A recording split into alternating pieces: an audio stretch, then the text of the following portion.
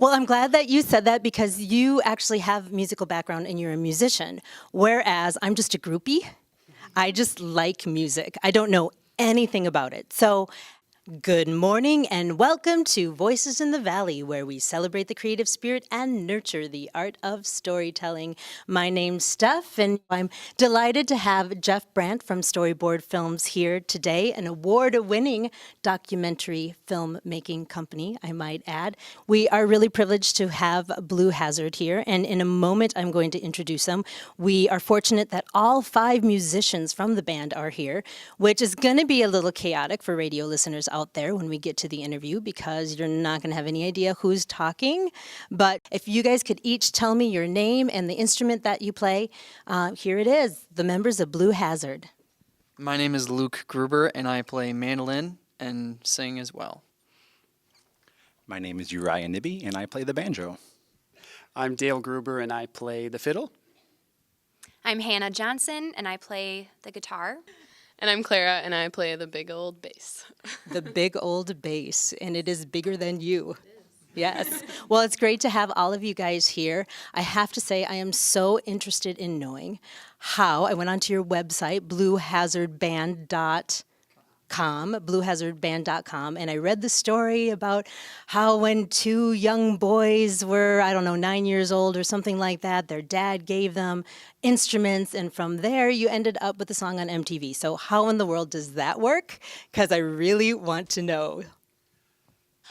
Well, we've been playing across the Midwest for years. I mean, when we tell people we've been playing together probably over 15 years, they're like, wow, have you been alive that long? Which we have. But yeah, we just have played festivals, and then we just kind of grew, and then we recorded more CDs, and our producer actually hooked us up with a company that really pushed our music to different radio stations and TV spots, and MTV really resonated with our song Remembrance, and so it was really exciting to find out that got picked up. I think we made like a whopping 8 cents, but it was still exciting and fun that they decided to highlight our music. You guys surprised? Because when I think MTV, bluegrass doesn't come to top of mind, but I probably haven't watched it in 20 years. So. Describe the moment.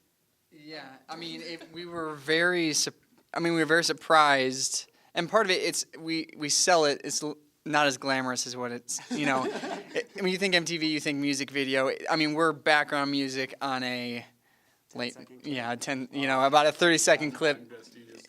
I'm sorry, Tune in, watch all 9 seasons or whatever for that, because I think it's the highlight of the show, really. How involved are you guys in just marketing and managing the band? Is that a lot? Do you guys do that yourself? Do you have someone do it for you, or because I think other people who are interested in music out there be interested in how do you actually make it go at it? How do you get listeners? How do you get shows? How do you do all that stuff?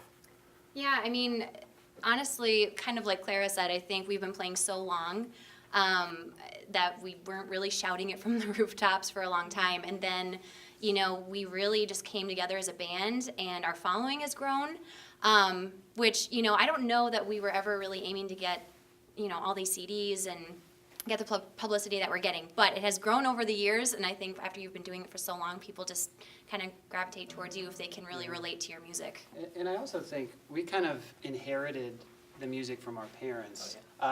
So there's a point where you go from hating it because your parents force you to practice to oh, maybe this is kind of cool.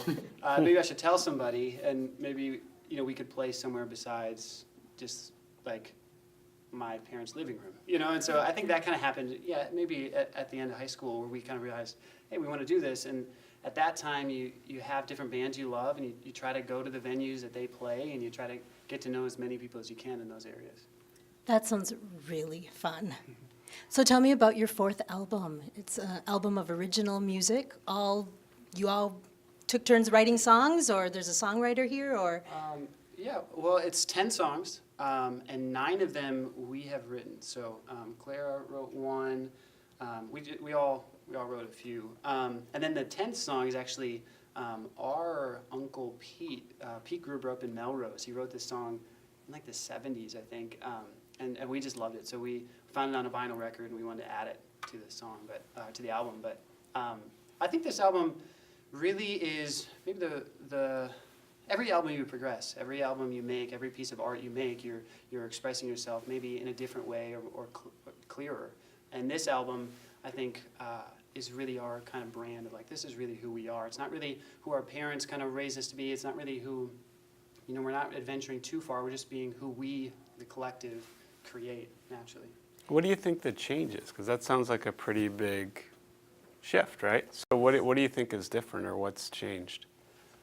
I think a big part of it was when we did our last record, This World of Mine, it was kind of us taking a step. You know, the records before that, we were just kids when we did it. But This World of Mine really was a step in kind of making our own sound. And so I think as the dust settled from that record, and we kind of realized, oh, certain doors are unlocked. You can kind of, you know, we're not just a traditional bluegrass band. Now with this current record, we were just like, okay, let's have less of this box of like, okay, we have to be this genre, and let's just take every song as it comes and try to express it musically the way that song kind of deserves, I guess. And so that kind of led us to do all sorts of things, you know, that we really weren't limited by any genre. That's very cool. Yeah. How do you guys manage if you're all writing songs, that sounds chaotic. Like, so if someone some people might like some songs, some people might not like songs.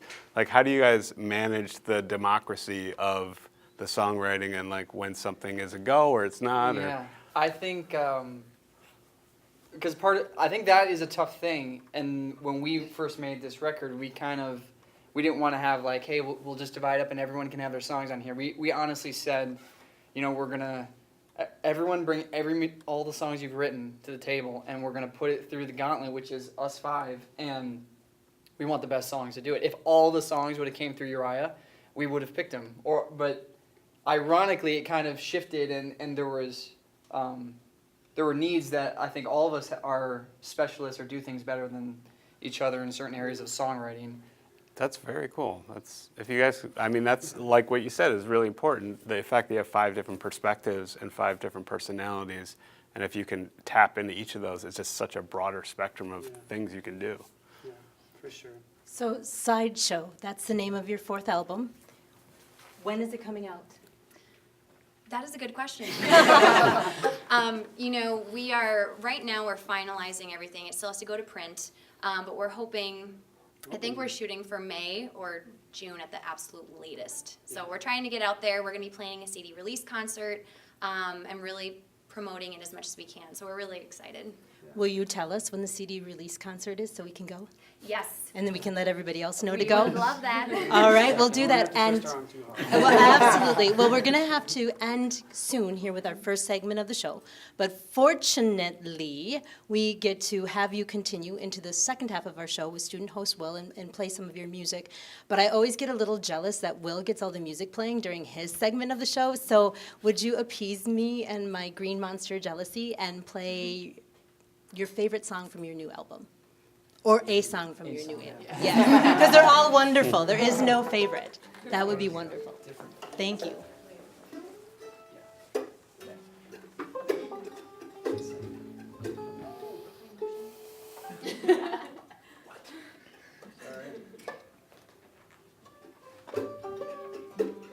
And if you guys want to do a 3, 2, 1, we'll edit out. Perfect. Yeah, so you can whenever you're ready.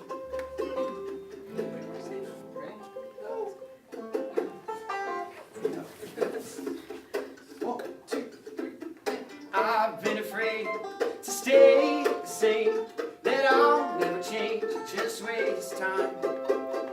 I've seen the fate of trees that never grow, of flowers in the snow, of sinking stones.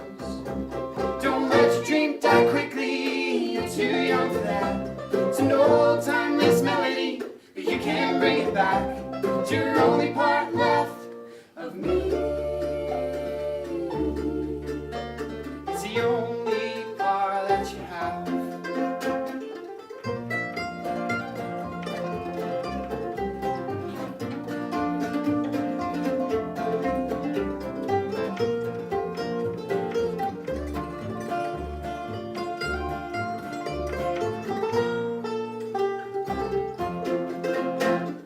Take my hand and lead me again.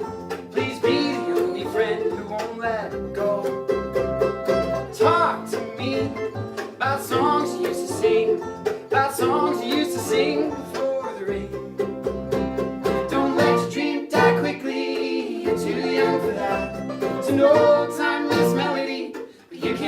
it back to your only part left of me. It's the only part that you have, that you'll ever have, that you'll ever need.